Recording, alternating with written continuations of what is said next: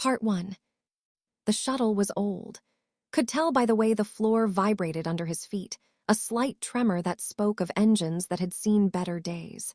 He held onto the overhead rail with one hand and tried to read the documents on his tablet with the other. It was not easy. The shuttle kept shaking, and people kept bumping into him.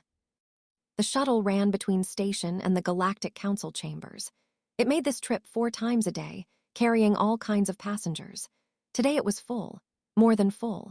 Counted at least 60 beings crammed into a space meant for 40. There were tall insect-like creatures standing in groups. There were small furry beings sitting on each other's laps. There were blue-skinned merchants arguing quietly about prices.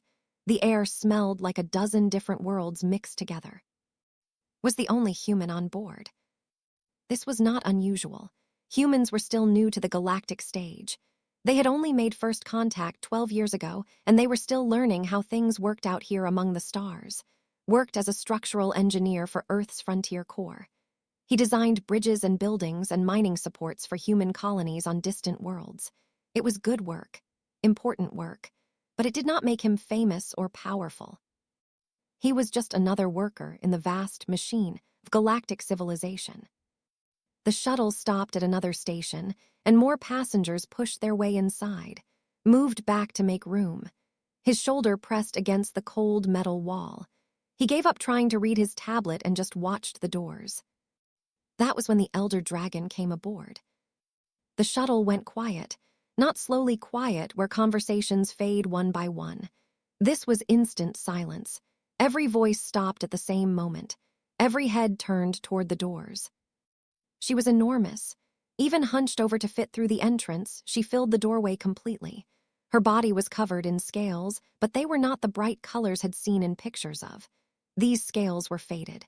They might have been red once, a deep and powerful crimson. Now they were the color of old roses left too long in the sun, pink and gray and tired. The spines along her neck were cracked in places. Her wings, folded tight against her back, looked thin and fragile.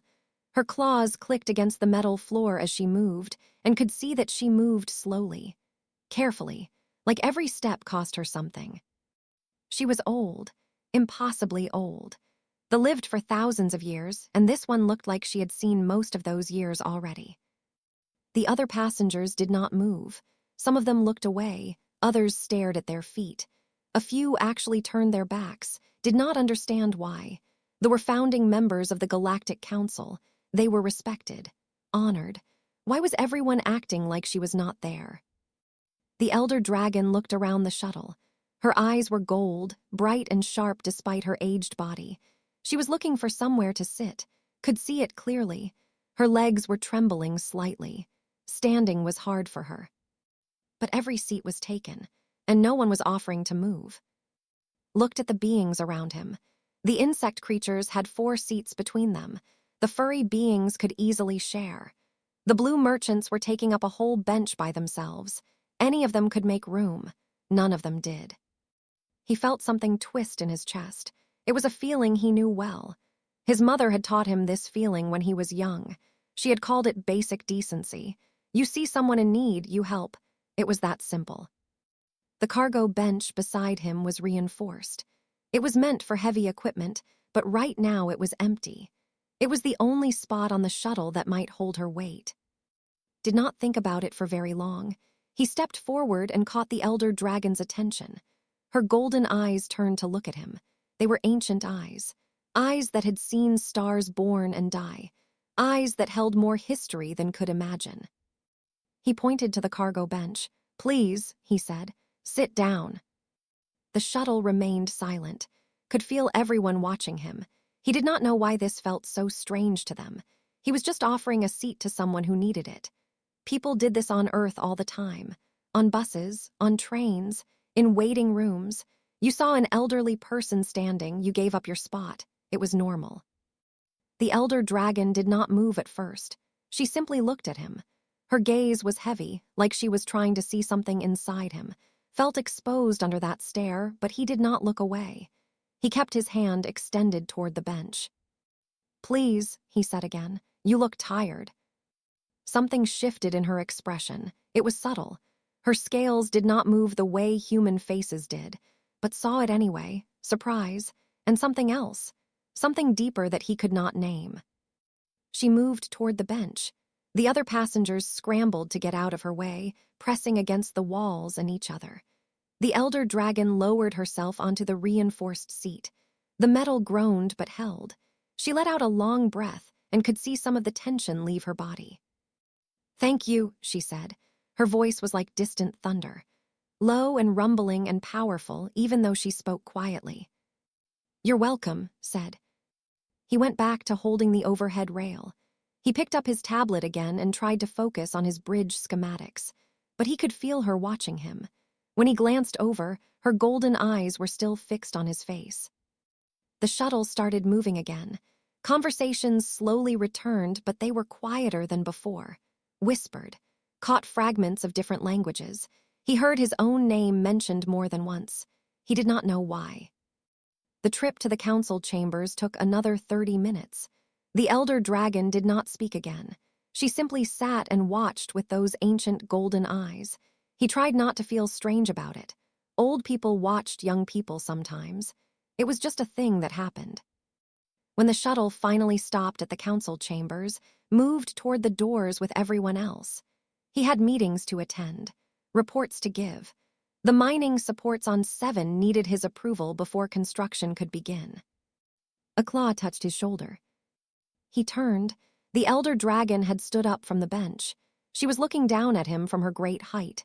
This close could see the details of her scales, the cracks, the faded colors, the history written in every line. "Your name," she said. "What is your name?" She repeated. The way she said it made it sound important, like she was carving the words into her memory. "I am called the Ashkeeper by my people." Nodded. "Nice to meet you." Her mouth moved in what might have been a smile. It was hard to tell with. "You do not know what you have done, do you?" "I gave you a seat," said. He was starting to feel confused. "It wasn't a big deal." "No," she agreed. "To you, it was not." She looked at him for another long moment.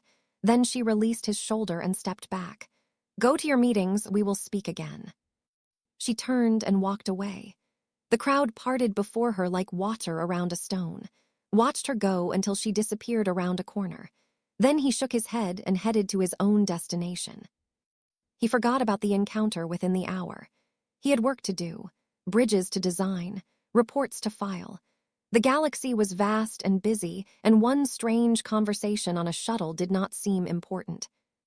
He did not know that had returned to her chambers and spent the rest of the day in deep thought. He did not know that she had contacted other elder dragons across the galaxy, telling them what had happened. He did not know that the simple act of offering his seat had awakened something ancient and powerful. Among them, there was an old ritual called the... It dated back to the earliest days of their civilization, before they had conquered the stars. There was an act of service given freely, without expectation of reward. It was a gesture that said, "I see your need, and I choose to help." No one had performed the for thee in over 3,000 years. Other species saw them as too powerful to need help, too ancient to require kindness. They were treated with fear or respect or careful distance, never with simple care. But a young human engineer who did not know any better had seen an old woman who needed to sit down, and he had helped her, just because he could, just because it was the right thing to do.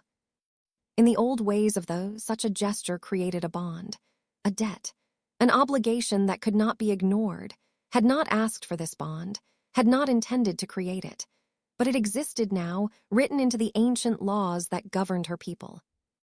She owed him, and they always paid their debts. Went on with his life, unaware of any of this. He finished his meetings. He approved the mining supports for 7. He took the shuttle back to his quarters and ate dinner alone, reviewing more documents on his tablet. 3 weeks later, he was 40 kilometers underground when the mine collapsed around him and came to collect on her debt.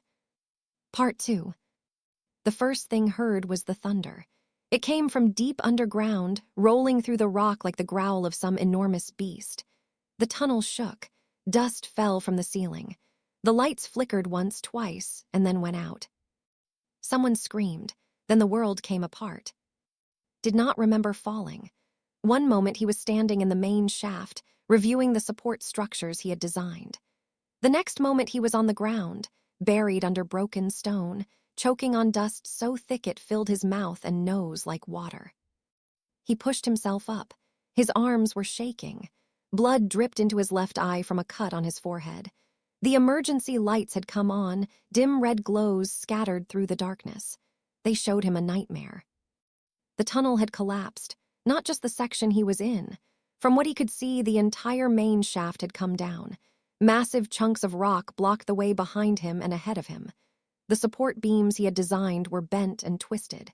Some had broken completely, but enough of them held that there was still air, still space, still a chance. "Is anyone there?" called out. His voice sounded strange in the enclosed space. Voices answered. One by one, survivors called back, counted 17 people, miners, engineers, workers who had been in the shaft when disaster struck.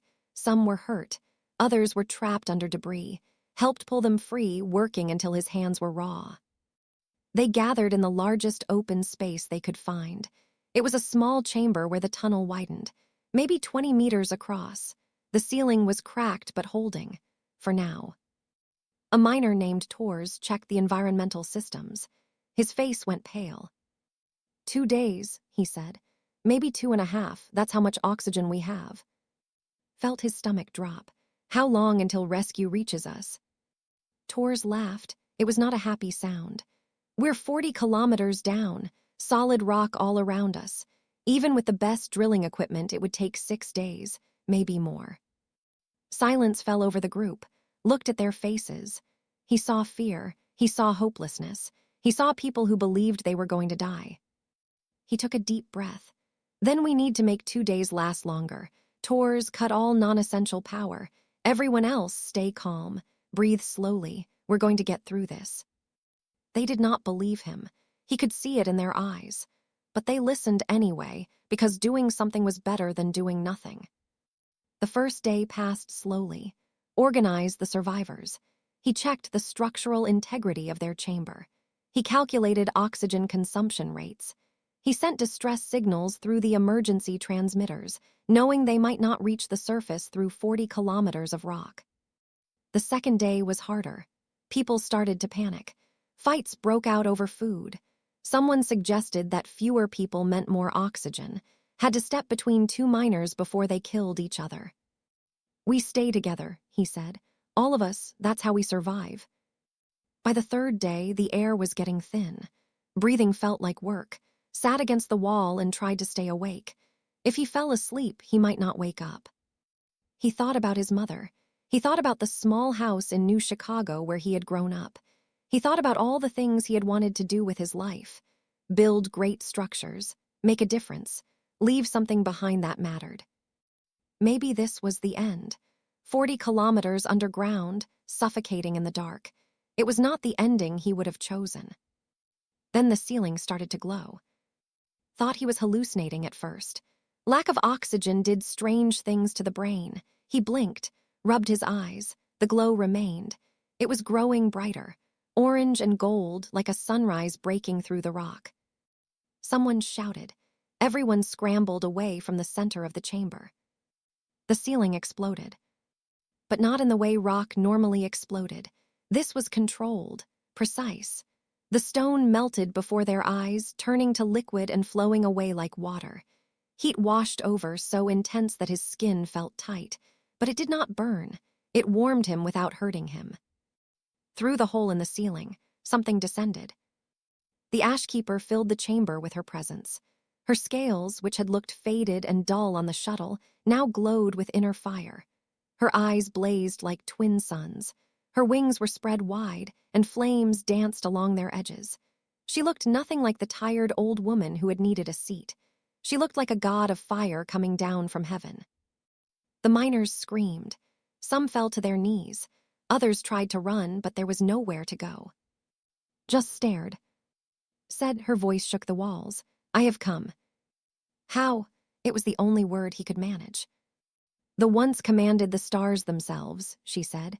"We have simply chosen to stop." She looked at the people around her, at the collapsed tunnel, at the suffering she had found. When your distress call reached the surface, I was told it would take days to reach you.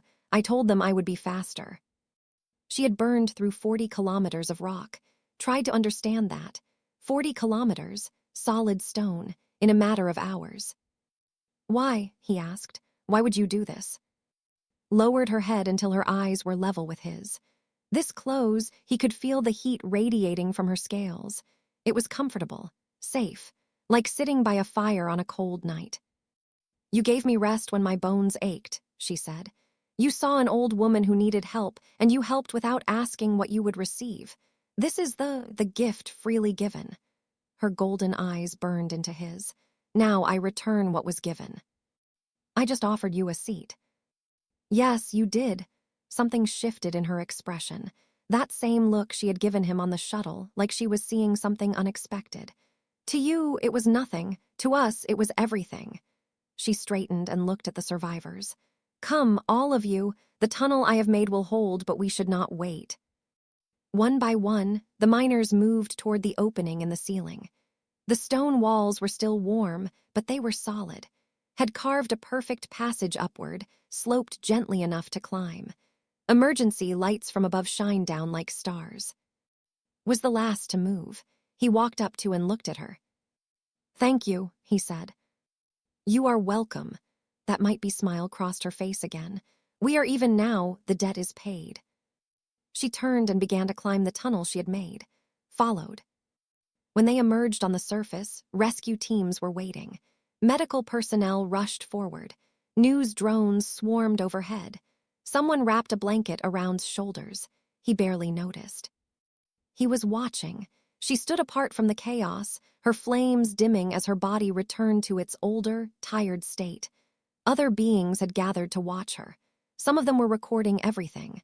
Others were talking rapidly into communicators. A journalist pushed through the crowd and shoved a microphone at. Mister, is it true that the Elder Dragon saved you because of something you did? I gave her my seat on a shuttle, said. His voice was hoarse. That's all.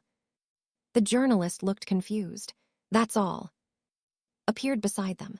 The journalist scrambled backward in fear. That is all, she confirmed. And it was enough. She looked at the crowd, at the watching eyes, at the drones recording her words.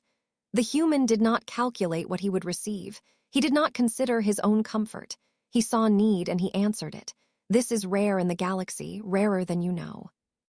She spread her wings, and even tired as she was, the sight was magnificent. They have been sleeping, she said. We grew weary of a galaxy that had forgotten kindness. We retreated to our worlds and closed our eyes. But this human has reminded us of what we once loved. Her golden gaze swept over the crowd. We are watching now. We will see if his people are truly as he is. She launched into the sky and was gone within moments. Stood there in his blanket, surrounded by cameras and questions, wondering what exactly had just happened. In the days that followed, he learned. The story spread across the galaxy. News stations from 100 worlds covered the rescue. The human who had earned an elder dragon's favor through simple kindness. The who had burned through a planet to repay a debt. But the bigger story was what came after. Other elder dragons began to appear. They emerged from worlds where they had slept for centuries. They showed up in crowded places and watched, just watched, observing the galaxy, observing humanity. Reports came in from across known space. An elder dragon had stopped a pirate attack on a human colony. Another had helped repair a damaged human ship. A third had simply sat in a human park for hours, watching children play. When asked why, they all said the same thing. We are curious about the humans. We wish to see if they are all like. 6 months later, the hegemony fleet arrived. And everything changed. Part 3. The first warning came from the outer colonies. Long-range sensors detected ships emerging from fold space. 700 ships, then 800, then 900. The count kept rising. The hegemony had come. Watched the news feeds from his quarters on station. Like everyone else, he knew what the hegemony was. A vast empire that consumed worlds. They did not negotiate. They did not compromise. They sent their fleets and civilizations fell. The Galactic Council had tried to reason with them. Ambassadors had been sent.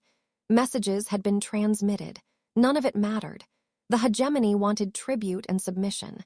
Anyone who refused would be destroyed. The outer colonies refused. The fleet moved inward.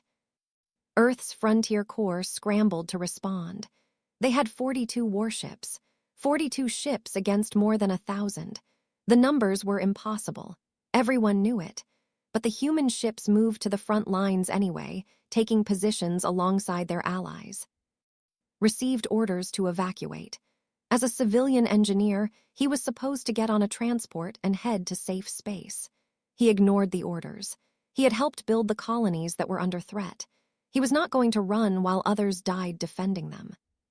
He was in the engineering section of station, helping prepare emergency systems, when found him. She walked through the corridors like she belonged there, and no one dared to stop her. Her scales had regained some of their color over the past months. Her eyes still burned with that ancient golden fire. She said, "I have been looking for you." He put down his tools. "The fleet is going to need all the help it can get." "Yes," she tilted her head. "You intend to fight." "I intend to do whatever I can." She looked at him for a long moment, that measuring gaze, that sense of being truly seen. "Come with me," she said. "What? Where?" "You will see." She led him through the station to a private docking bay. A ship waited there. It was not human-made. It was ancient, beautiful, covered in scales like her own skin. She brought him aboard and sealed the doors. The ship launched without any visible controls. It simply moved, responding to her will. Watched through the viewport as station fell away behind them. "Where are we going?" he asked. "To the dark worlds," she said. "To the places where my people sleep." The ship entered fold space. Stars streaked past like lines of fire. When they emerged, did not recognize the system.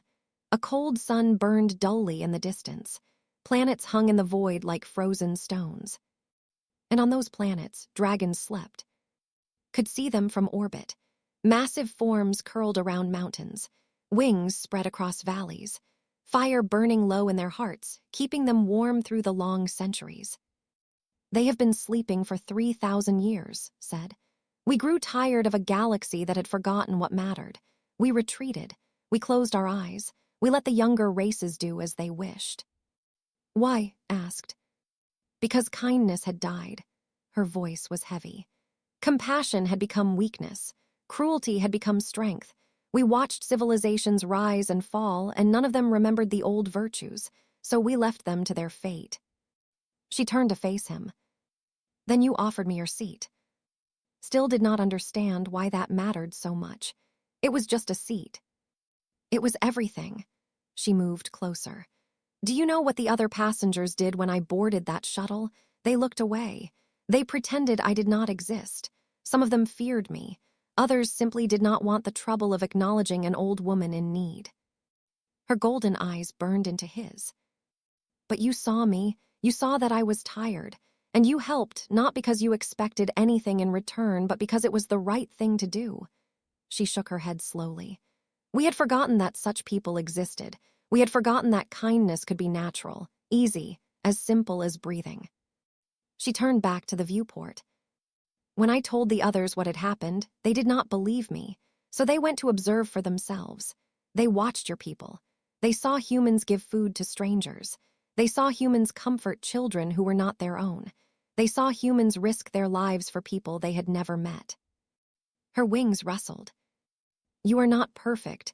Your species has darkness in it, as all species do. But you have something else. Something we thought the galaxy had lost. You have kindness in your bones. It is part of who you are." The ship was descending now, toward one of the dark planets, toward the sleeping dragons. "The hegemony is coming," said. "They will destroy your colonies, your ships, your people. The Galactic Council cannot stop them. Your fleet cannot stop them." "I know," said quietly. "But we can." She spread her wings, and fire blazed along their edges. "We have been sleeping for 3,000 years. We have been waiting for a reason to wake up." Her voice rose, filling the ship with its power. You have given us that reason. The humans are worth protecting, worth fighting for, worth waking for. She threw back her head and roared.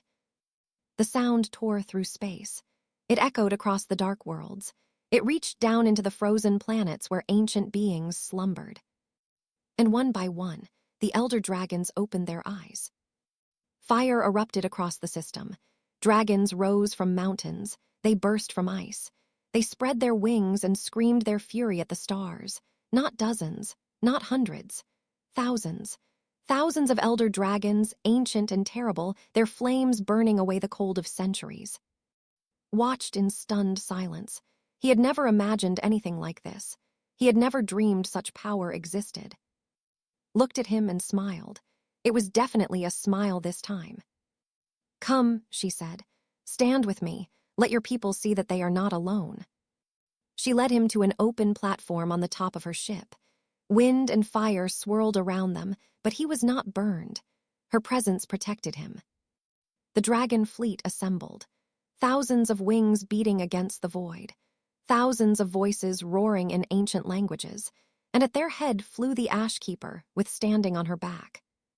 They entered fold space together. The stars bent around them. When they emerged, the hegemony fleet was waiting. 900 warships hung in formation, their weapons charged and ready. The human fleet was their 42 ships that looked tiny by comparison. They had been preparing to fight, preparing to die. Then the dragons arrived. The hegemony fleet stopped moving. Imagine the chaos on their bridges, the confusion, the fear. They had come expecting to crush a weak enemy. They had not expected to face the elder dragons. Flew to the front of the dragon formation. She opened her mouth and spoke, and somehow her voice carried across the vacuum of space to every ship in both fleets. The humans are under our protection, she said. They remembered what the galaxy forgot. They showed kindness when kindness was costly. They helped when helping was hard. Her flames grew brighter. Leave, now, or burn. There was silence, long, tense silence. The hegemony fleet did not move. Then slowly their ships began to turn, one by one, then in groups, then all together. They turned and fled back into fold space, retreating to whatever dark corner of the galaxy they had come from. They did not return. The human fleet sent out a transmission, a single word repeated over and over. Thank you, thank you, thank you. In the weeks that followed, the galaxy tried to understand what had happened. Scholars studied the elder dragons. Diplomats sought meetings with their leaders. Everyone wanted to know why the most powerful beings in the galaxy had woken up to defend a species they barely knew. The dragons answered the same way every time. The humans reminded us of who we are. They reminded us of who we wanted to be. They showed us that kindness still lives in the galaxy, even if we had stopped looking for it. Became famous. He did not want to be famous. He just wanted to go back to building bridges. But wherever he went, people knew his face. They knew the story of the engineer who had offered his seat to an elder dragon. One night, months after the battle, he sat alone in a bar on station. The same bar where had found him before. He was drinking something local and trying to read his tablet. The door opened. The bar went quiet. Walked in. She still should not have fit through the doorway, but somehow she did. She moved to his table and lowered herself onto the reinforced bench beside him. You look tired, said. I am old, she replied, but less tired than I was. She looked at him with those golden eyes. You seem troubled. Put down his tablet. I keep thinking about what happened, all of it, the shuttle, the mine, the battle. None of it makes sense. I just gave you a seat. Yes. That's not enough to justify any of this. Waking up your entire species, fighting a war, changing the course of galactic history. Was quiet for a moment. When I was young, she said, my mother told me something that I have never forgotten. She said that the universe is not moved by great deeds. It is moved by small ones. The kind word, the helping hand, the seat offered to a stranger. She looked out the viewport at the stars. Great deeds are rare. They happen in moments of crisis and then they are done. But small kindnesses happen every day. They build on each other. They create bonds that hold civilizations together. Her voice softened. Your species does not understand how special this is. You think everyone gives seats to strangers. You think everyone helps without being asked. You are wrong. She turned back to him. We have watched the galaxy for millions of years.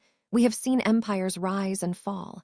We have seen species evolve and go extinct. And in all that time, we have never seen a people like yours. You are kind as naturally as you breathe. You help because it feels wrong not to. You are. She paused, searching for the right word. You are good. Did not know what to say. The galaxy has been cruel for a very long time, continued. We had given up hope that it would ever be different, but then you showed us that kindness still exists, that it can exist, that maybe the future does not have to be like the past. She smiled at him. You gave me a seat, and in doing so, you gave us hope. She reached out and placed her massive claw over his small human hand. That is worth more than you will ever know. They sat together in silence, watching the stars spin slowly past. An old dragon and a young human. Two people from different worlds who had changed the galaxy through a single act of kindness. Somewhere out there, the elder dragons were awake and watching. The hegemony was gone. The colonies were safe. And humanity had found allies who would stand with them for the rest of time. All because one man had offered his seat to a stranger.